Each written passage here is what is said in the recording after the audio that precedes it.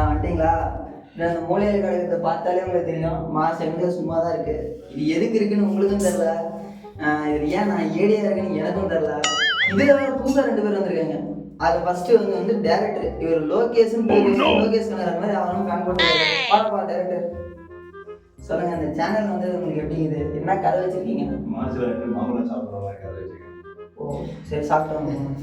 அடுத்ததான் யாரை பார்க்க போனோம்? அது அறிமுக ஆக்டர். இது என்ன ஆக்டராக இருந்தால் பார்க்கலாம். வாடா, பேர் என்னப்பா? நிஷாந்தா. ரைட்டு, சரி. என்ன நடிச்சு காட்டு பார்க்கலாம். இந்த ஹீரோ வந்து டேரக்டர் எப்படி சான்ஸ் கேட்பேன்? நல்லா சான்ஸ். அடுத்து வந்து நம்ம சேனல்லே முக்கியமான ஆள் தான். எப்படின்னா, எப்படி சொல்கிறது, ஒரு காட்ஃபாதர் மாதிரி. வாங்க சாமி, அவர் மாலை போட்டு நல்லவராக இருக்காரு, பார்க்கலாம். அதுவும் இன்னொன்று வந்து முக்கியமான ஒரு டிஓபி. சிரியாதீங்க, வேற வழி இல்லை.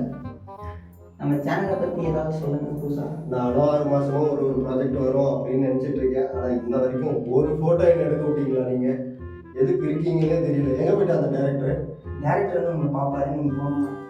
எங்க பண்ணவும். சரி, இவ்வளோ பிரச்சனை நடுவில் புதுசாக ஒரு ஸ்டார்ட் பண்ணியிருக்கோம் ஒரு ப்ராஜெக்ட்டு. அது என்னன்னா பின்னாடி தெரியும்னு நினைக்கிறேன். ஸோ இனிமேல் பார்ப்பீங்க.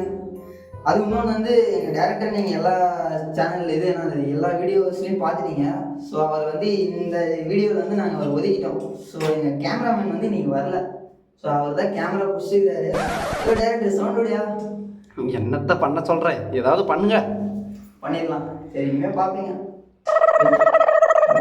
Wait and watch.